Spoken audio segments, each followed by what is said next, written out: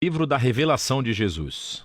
O autor desse livro, cujo nome original não é Revelações, é nomeado no começo. Foi escrito por João, que poderia se referir ao discípulo amado que escreveu o Evangelho e as cartas de João, ou poderiam ser um João diferente, um profeta judaico messiânico que viajou e ensinou na igreja primitiva. Seja qual for o João, ele deixa claro no parágrafo de abertura que tipo de livro ele escreveu. Ele chama isso de Revelação, ou Apocalipse.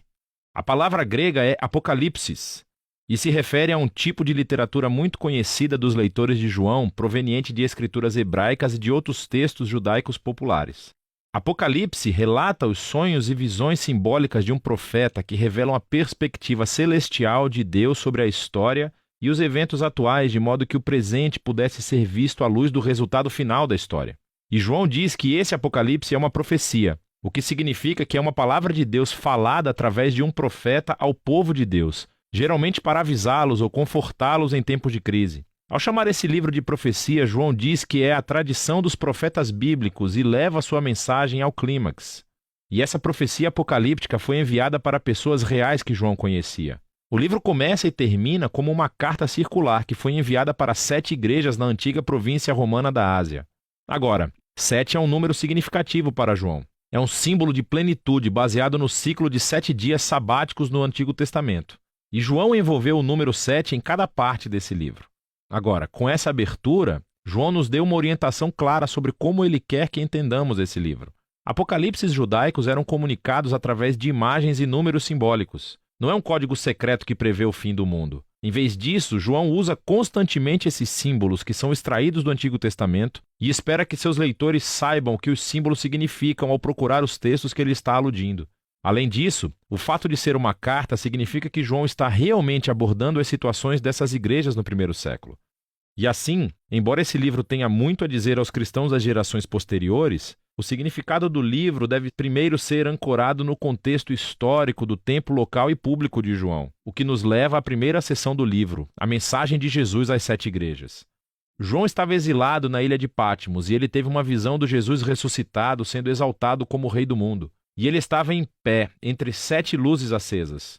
E João disse que isso é um símbolo das 7 igrejas na Ásia Menor que foram adaptadas do livro do profeta Zacarias. E Jesus começa a abordar os problemas específicos que cada igreja enfrenta. Algumas estavam apáticas devido à riqueza e à afluência. Outras estavam se comprometendo. Seu povo ainda estava comendo refeições de rituais a outros deuses e dormindo em templos pagãos. Mas outros entre as igrejas permaneceram fiéis a Jesus e estavam sofrendo perseguição e até violência. E Jesus avisa que as coisas vão piorar. Há uma tribulação sobre as igrejas que as forçará a escolher entre o comprometimento ou a fidelidade. Na época de João, o assassinato de cristãos pelo imperador romano Nero tinha passado e a perseguição aos cristãos pelo imperador Domiciano provavelmente estavam em andamento. E assim, a tentação era negar a Jesus, seja para evitar a perseguição ou simplesmente para se juntar ao espírito da era romana. E Jesus os chama de volta à fidelidade para que eles possam superar, ou literalmente, conquistar. E Jesus promete uma recompensa para todos os que conquistarem. Cada recompensa é tirada diretamente da visão final do livro sobre o casamento do céu e a terra. E assim, essa sessão de abertura estabelece a tensão da trama principal que conduzirá ao enredo nesse livro. Será que o povo de Jesus aguentará? Será que eles herdarão o novo mundo que Deus lhes reservou? E por que a fidelidade a Jesus é descrita como conquistadora? O resto do livro é a resposta de João. Depois disso, João tem uma visão da sala celestial do trono de Deus e a descreve com imagens tiradas de muitos profetas do Antigo Testamento. Deus possui criaturas e anciãos ao seu redor que representam toda a criação e as nações humanas. E eles estão dando honra e fidelidade ao único Criador verdadeiro de Deus, que é Santo, Santo, Santo. Na mão de Deus está um pergaminho fechado com 7 selos de cera. Simboliza a mensagem dos profetas do Antigo Testamento e o pergaminho selado das visões de Daniel. Estes são todos sobre como o reino de Deus existirá aqui na terra completamente como no céu. Mas acontece que ninguém é capaz de abrir o pergaminho, até que João ouve sobre alguém que pode. É o leão da tribo de Judá e da raiz de Davi. Ele pode abri-lo. Estas são descrições clássicas do Antigo Testamento do rei messiânico, que traria o reino de Deus através da conquista militar. Agora, isso é o que João ouve. Mas o que ele vê não é um rei leão agressivo, mas sim um cordeiro sacrificado e sangrento que está vivo, parado ali, pronto para abrir o pergaminho. Agora, esse símbolo de Jesus como cordeiro morto Isso é crucialmente importante para a compreensão do livro. João está dizendo que a promessa do Antigo Testamento do futuro reino vitorioso de Deus foi inaugurada através do Messias crucificado. Jesus venceu os seus inimigos, morrendo por eles, como o verdadeiro Cordeiro da Páscoa, para que pudessem se redimir. Por causa da ressurreição, a morte de Jesus na cruz não foi uma derrota, mas sim a sua entronização. Foi a maneira como ele conquistou o mal. E assim, essa visão conclui com o Cordeiro ao lado do que está sentado no trono. E juntos eles são adorados como o único e verdadeiro Criador e Redentor. E o Cordeiro morto começa a abrir o pergaminho. É um símbolo da sua autoridade divina para guiar a história até a sua conclusão. O que nos leva à próxima seção do livro, os 3 ciclos dos 7. 7 selos, 7 trombetas e 7 taças. E cada ciclo relata o reino e a justiça de Deus vindo aqui na terra como no céu. Agora, algumas pessoas pensam que os 3 conjuntos de 7 juízos divinos representam uma sequência literal e linear de eventos que aconteceram no passado ou poderiam estar acontecendo agora, ou ainda acontecerão no futuro quando Jesus voltar. Mas observe como João uniu todos os 7. As últimas 7 taças saem da 7ª trombeta e do 7º selo. E as 7 trombetas emergem do 7º selo, como as bonecas matrioscas, cada 7ª continha as próximas 7. Observe também como cada uma das séries de 7 culmina no juízo final e elas têm conclusões correspondentes. Portanto, é mais provável que João esteja usando cada conjunto de 7 para descrever o mesmo período de tempo entre a ressurreição de Jesus e o futuro retorno, de 3 perspectivas diferentes. Então o Cordeiro morto começa a abrir os primeiros 4 selos do pergaminho. E João vê 4 cavaleiros. É uma imagem do livro de Zacarias, capítulo 1. E eles simbolizam os tempos de guerra, conquista, fome e morte. Em outras palavras, um dia tragicamente normal na história humana. Então, o 5º selo descreve os mártires cristãos assassinados diante do trono celestial de Deus, e o grito de seu sangue inocente sobe diante de Deus como fumaça do altar do incenso. E eles são instruídos a descansar, porque mais cristãos ainda estão para morrer. Não nos disseram o porquê, mas nos dizem que não durará para sempre. O 6º selo é a resposta final de Deus ao seu grito. Ele traz o grande dia do Senhor, que foi descrito em Isaías e em Joel. E as pessoas da terra gritam: quem é capaz de suportar?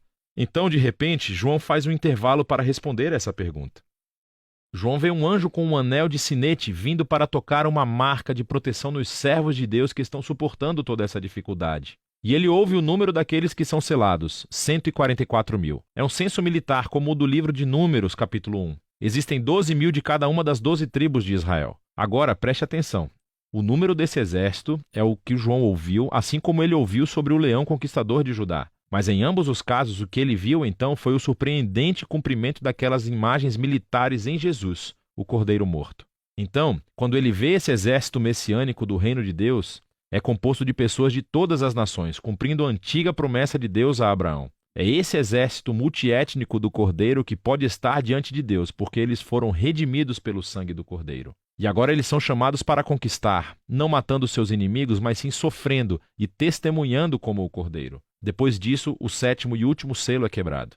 Mas antes que o pergaminho seja aberto, as 7 trombetas de advertência emergem e o fogo é tirado do altar do incenso. Simboliza o grito dos mártires e é lançado na terra, trazendo o dia do Senhor à sua conclusão. Agora, com as 7 trombetas, João recua e reconta a história novamente, dessa vez com imagens da história do Êxodo. Assim, as primeiras 5 explosões de trombeta repetem a praga enviada ao Egito.